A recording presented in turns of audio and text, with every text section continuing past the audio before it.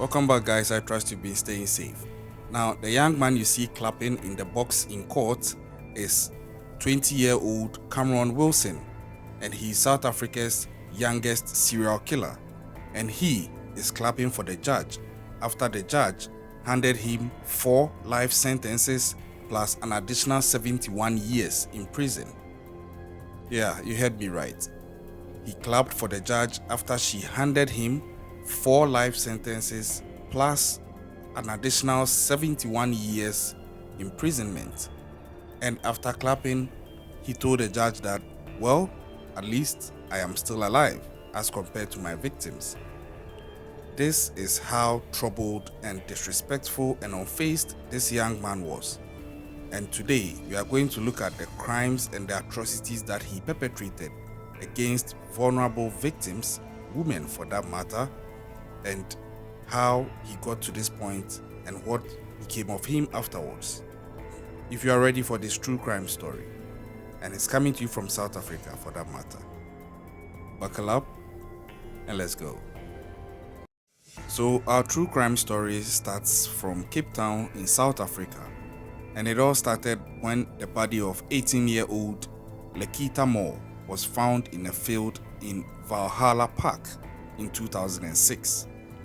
At this time, residents of the area were horrified at the level of brutality involved in her murder, and the suspect was arrested relatively quickly compared to that of other crimes, but this would just be the beginning for the people of Cape Flats and one young man who coincidentally turns out to have a very disturbing past. He was none other than 20-year-old Cameron Wilson, who was at that time out on bail for another murder when he was arrested for the murder of Moore. But that horrific track record was only the tip of the iceberg. And at this point, people did not really know so much about what was underneath this tip of the iceberg. Now, by the time he faced trial in 2017, his charge sheet would contain 15 different counts, all relating to different violent crimes. Now, at the court, dressed in his navy Nike track top, Wilson often smiled, giggled, and slouched in the dock as Judge Fortune read out his sentence. Wilson was found guilty of 13 charges, including 5 murders, 1 rape, and 3 attempted murder charges. He was charged for several murders and rapes, all of which he committed between 2014 and 2016. So just within a space of 2 years, this young man, who could have turned out to be an asset for his country and his people, had metamorphosed to become the youngest serial killer in South Africa's history. Among the persons he killed in Cape Town, South Africa, included Alfonso van Rooyen, Toher Stober, Ernest Erasmus, and Stacy Lee Mohali. Abigail Plagides, who was one of Wilson's victims who had actually survived his attack, spoke at the trial to recount her ordeal, and I tip my hats off to such victims, or let me say such survivors, because having to go through such an ordeal is not an easy thing.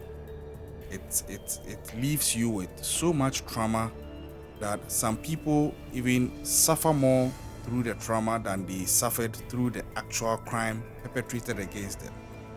So to have a surviving victim decide to go up against the culprit who perpetrated the crime against her in court and testify, I think that takes a lot of guts and bravery, and I tip my hats off to her. So Abigail did this, and I think that it was a step in the right direction, because usually if a victim or a surviving victim like her steps up, it makes it a stronger case, and it increases the possibility of the prosecution being able to obtain the conviction that they are seeking. So on April 24th, 2015, Abigail, recounting the issue, said that on this date, she and her 16-year-old friend at the time called Stacy Lee Mohali were approached by Cameron Wilson and a younger man while they were walking towards home. Cameron and his friend held them at gunpoint, and the two women were led to a nearby field where Wilson proceeded to sexually assault Stacy. After he was done, Wilson hit and stabbed them before he threw 10 ties over them and set fire to them. Now, to what end? I don't get this.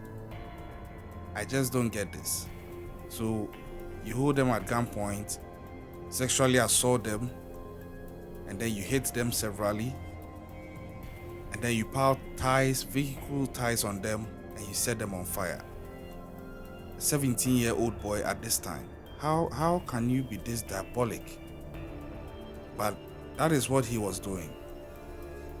And unknown to him, Abigail ended up surviving this attack, but she survived although she suffered major injuries, so she was never the same afterwards. And unfortunately, her friend Stacy did not survive this attack.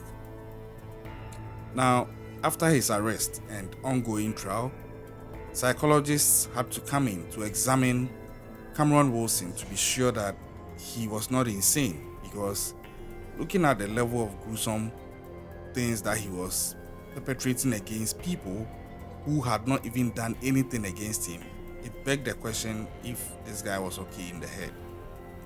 And according to the psychologists who examined Wilson, they submitted reports to the court declaring that he was a serial killer and a psychopath with little chance of being rehabilitated. Wow. And this assessment, I think, speaks volumes, because to have a report declaring that this young man is a serial killer and a psychopath, and that he has very little chance of being rehabilitated, I think it speaks volumes to how far gone Cameron Wilson was with regards to the damage he had, or the abnormality he had with his thinking up there. He had this persona which just didn't give a damn about human life.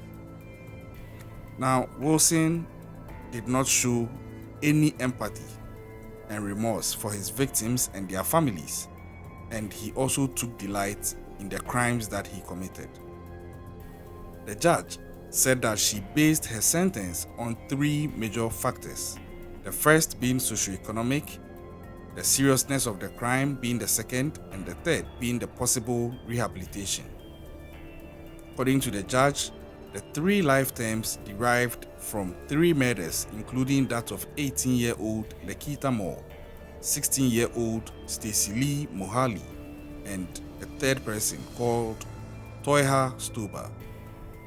Lekita was stabbed 98 times by Cameron Wilson, while Stacy Lee was sexually abused, stoned, and then set on fire. Her father, Charles Moore, said that he was happy with the sentence, but still bared the pain of losing his daughter. And I've been saying this, I feel like no disrespect or disregard to the sentence, the court, or any justice system out there, but a careful analysis leaves me wondering if these sentences actually bring total justice for the victim and their families, because the life has already been lost. So you would have a psychopath like Cameron Wilson, who has just been handed 4 life sentences plus an additional 71 years for taking the lives of people and sexually violating them, coming back to tell the judge to the face that, well, at least I'm alive, because he understands that at least he's alive. And if I got it right, I think he's eligible to appeal for parole after serving 25 years of this sentence. So he has a chance after 25 years but the victims are lost forever. So sometimes it breaks my heart when it gets to this point. I think that as a world, as a human being, or as humans, we need to start considering the possibility of developing certain systems which are more proactive and preventive with regards to crimes like this, because by the time the police will come in to arrest the perpetrators, get them prosecuted and sentenced, they would have already done the damage and destroyed lives, as we are seeing here. And the father continued, and I want to quote what he said so you appreciate the pain that families go through with issues like this. The father said, I quote, "I cry every night for my child. She was my everything. Wilson took my source of energy away. She is never coming back to us." End of quote. And it's exactly what I said. So, at best, the sentence could bring a form of closure, but as to whether it brings justice in totality, I leave that to you to let me know in the comment section. Just type RIP to all the victims and extend your condolences to their families in the comment section. They need this. Now, her father said that he hoped Wilson would be sent to a prison away from the Western Cape. And I want to quote what he said again, that's the father. "He must feel the same way we feel. No one should be able to see him, not even his family. He is a serial killer." Now, this is where it also gets dicey, because even though he's a serial killer, a convicted one for that matter, according to the law, he still has rights. So you can't keep him somewhere that no one will still see him. He will enjoy some privileges, but dead men tell no tales. The victims are dead and gone. So you see what I'm saying playing out here as well. And that is how this case ended. Wilson was subsequently sentenced to 4 life sentences plus 71 years, and he will only be eligible for parole after serving 25 years. But with things like this, who knows? In some jurisdictions, he could even get pardoned. I have a story in my playlist about a young lady who killed her boyfriend in cold blood because she thought she was cheating. This happened in one of the African countries, and she was sentenced to death, only to be pardoned by the president after some few years and released, and she's enjoying her life whilst the victim is gone. Let's have a dialogue in the comment section on this. What do you think should be the best way forward? What do you suggest? You never know. This video could go viral and our ideas could make an impact. But my heart goes out to the families of the victims, and I hope the victims are resting in peace. I hope the justice system would ensure that this guy doesn't get pardoned in any way. He serves his full term, and it's also possible, although he may be eligible for parole after 25 years, he may actually get denied every time he tries to apply for it. You never know, because the kind of noise that came with this case, the protest that came, it was huge, and the pain is indelible. It's going to be there for a very long time. I don't think it will ever go away. He will be a constant working reminder to all the families that the pain cannot go away. So anything that concerns him, I'm sure that wherever the family members will be, whichever form of generation will be left at the point of his existence, will still be pursuing and tracking his progress or his sentence quietly behind the scene, waiting that anytime a ray of sunshine is going to be accorded to Cameron Wilson, they will pop up and make the necessary noise to ensure that he enjoys no freedom.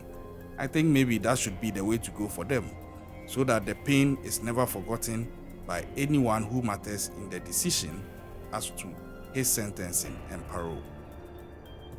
Like I've been saying, these things can happen at any time and at anywhere. You cannot be perfect, you can't be fully careful, but try and stay alert. Don't go to certain places alone, walk in pairs, and sometimes even walking in pairs may not be absolute protection, but ensure that you have certain things in place to serve as additional layers of security and protection. Subscribe to the channel if you haven't yet done so. Leave a comment in the comment section. Hit the notification button. Keep an eye out.